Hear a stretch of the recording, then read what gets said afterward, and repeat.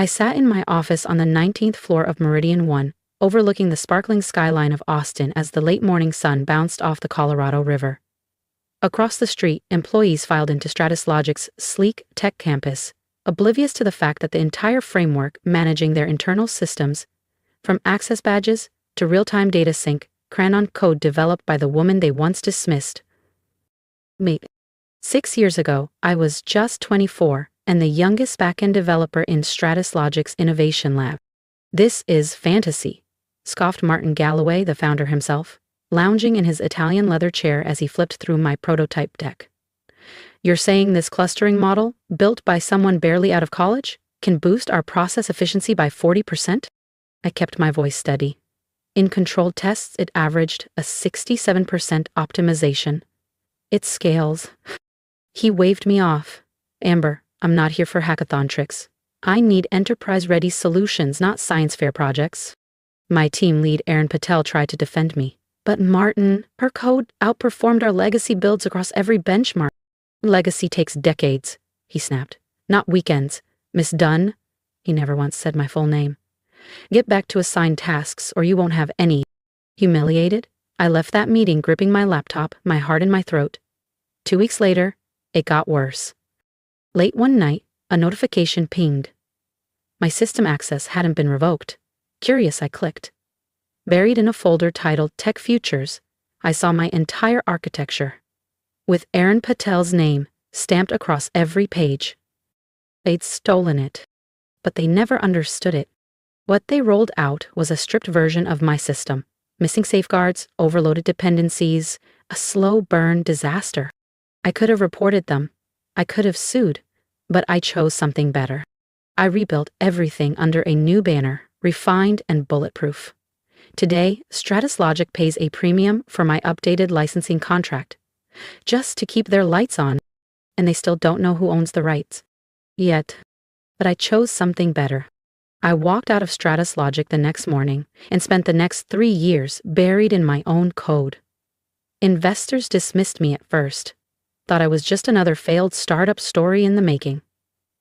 But then, they saw the data. ArcLight Systems was born. We began licensing the platform back to enterprise clients, ironically, including Stratus Logic. Today, every project they launch, every password reset, every system query flows through the very architecture they once called a science fair project. The difference? Now they pay for it, and I never had to argue. I just raised my standard. My resignation was clean. I cited personal goals, offered 2 weeks' notice, and walked out with nothing but my laptop and a patent quietly filed under my name. No one ever asked. No one ever thought the youngest engineer on staff might have protected her idea. The next few months were grueling. I moved into a shoebox apartment off South Lamar, lived on microwave burritos and too much coffee. I coded through weekends, holidays, even birthdays. But the core platform, now called SynapseGrid, kept evolving. What began as a simple efficiency tool grew into something far more complex, a dynamic, adaptive operating matrix that restructured enterprise communication in real time. Not just software. A digital command center for modern business. Then came the inflection point. At a private showcase in San Francisco, I met Elena Rivera, a venture strategist known for backing longshots with game-changing tech. She didn't glance at my slides and nod politely. She took notes, asked questions.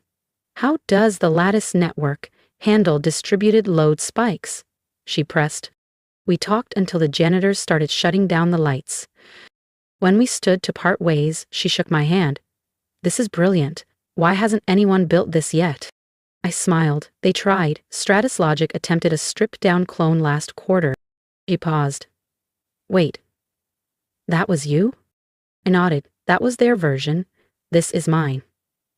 Elena laughed, a sharp, knowing laugh. "That disaster wiped out half their innovation division. Do you have any idea how many corporations are now chasing exactly what you've built?" I did. I was counting on it. $5 million for 22% equity, she said without missing a beat, plus full access to my enterprise network. 10 days later, ArcLight Systems was officially incorporated. With Elena's backing, everything accelerated. Her introductions brought us into rooms I never dreamed I'd enter. Within 2 months, we landed our first major account, a healthcare network desperate to unify their fractured systems. Within 5, we were fielding calls from half the Fortune 100. SynapseGrid performed flawlessly. Kept my name away from the headlines.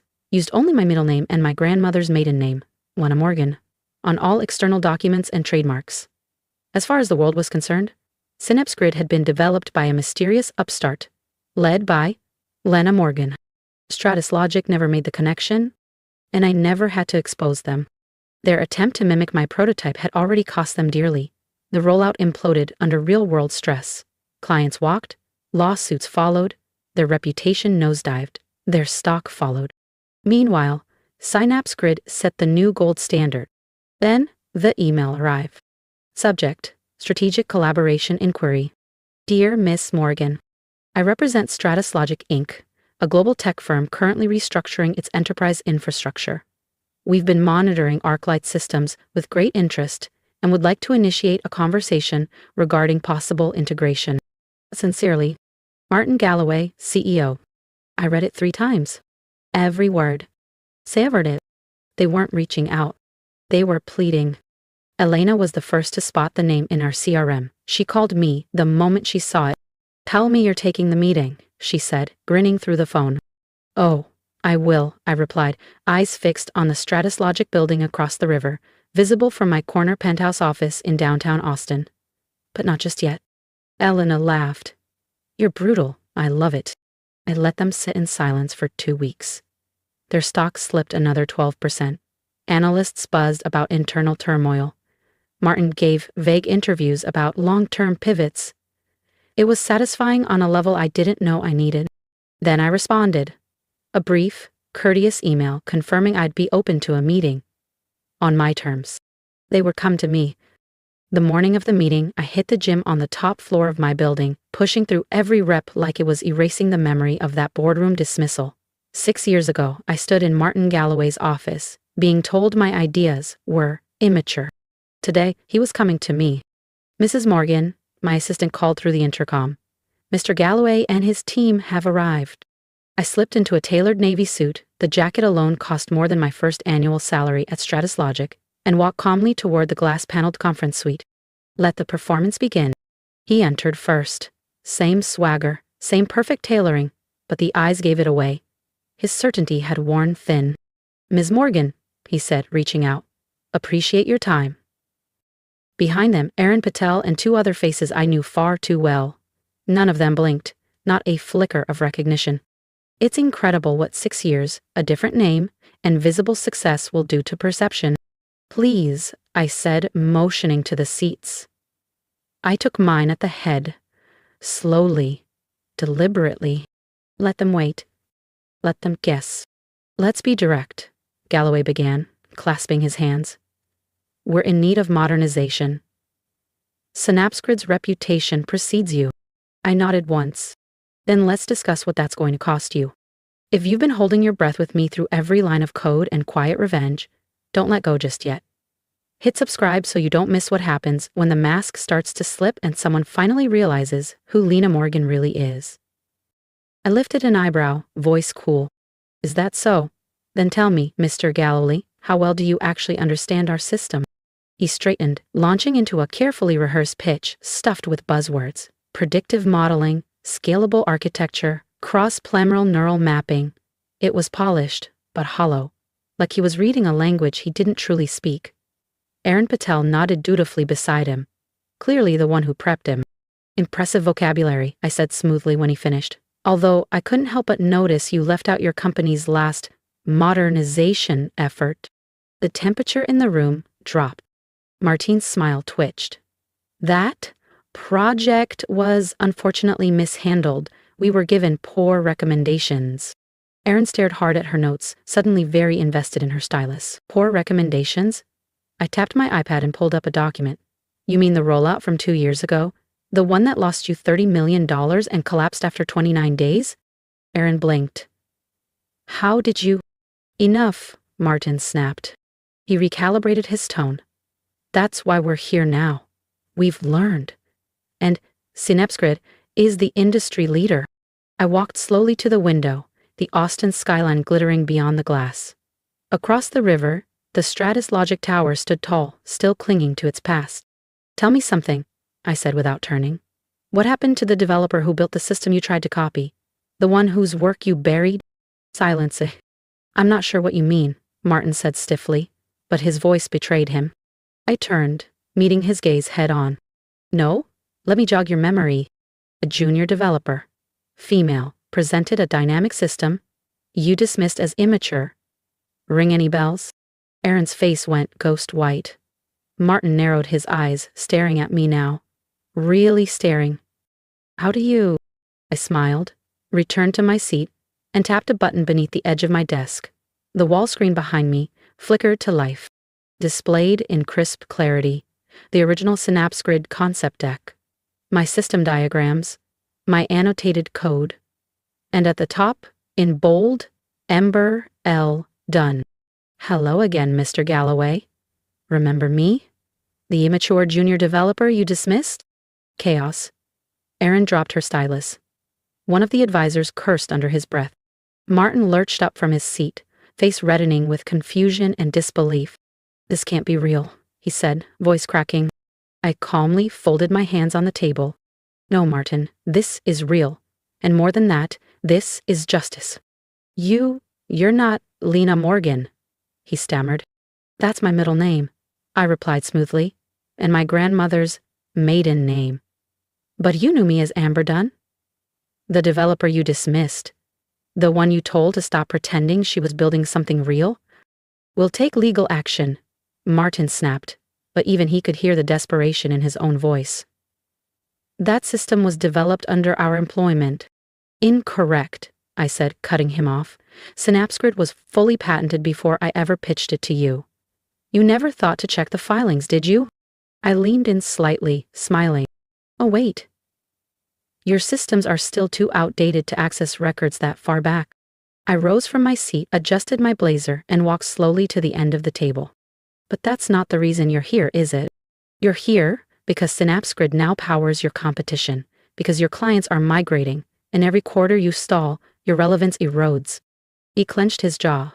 Name your price. Price? I let out a quiet laugh. Mr. Galloway? You misunderstood. I'm not selling to you. I slid the folder across the table. I'm buying you. Arclight Systems is initiating a hostile takeover of Stratus Logic. We've secured 42% of your voting shareholders. At your current valuation, we'll have the rest before the quarter closes. Martin's hands trembled as he flipped through the acquisition documents. His face went pale. This is revenge. No, I replied evenly. This is business. Your company is undervalued, bloated with legacy systems, and burdened by leadership stuck in the past. With the right technology, it can rise again. That's what we do at Arclight. Acquire and rebuild. I let the moment hang, then added with a faint smile, that the acquisition also happens to be poetic justice, just a bonus. The board won't approve this, he said weakly, grasping for something solid. And they already have. I tapped a control on the table. A screen illuminated behind me, displaying digital signatures, board votes, and a green-lit motion. You were the last to know. Erin sank into her seat, shoulders sagging. What happens to us? It depends, I said, settling back into my chair. Arclight retains talent, but we begin with a full review, especially of how senior staff handle innovation and respect new voices. Martine's eyes were hollow now. You can't do this. I stood, slowly. I already did. Security will escort you out. HR will follow up by end of day. I paused at the door. Oh. And Martin? I gave him the same faint smile he once gave me, years ago. Your office has an amazing view. I think I'll keep it. The room emptied, my phone buzzed. Elena, I said, answering. How did it feel? She asked, breathless. I watched from my glass windows as Martin Galloway and his team were guided out of the lobby below. Better than I ever imagined, I said. And the stock? Up 12%, Elena replied.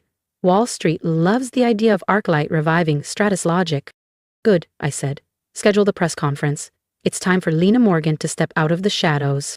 You're really going public with everything? Elena asked. I turned away from the window, where the Texas Capitol dome shimmered in the afternoon light.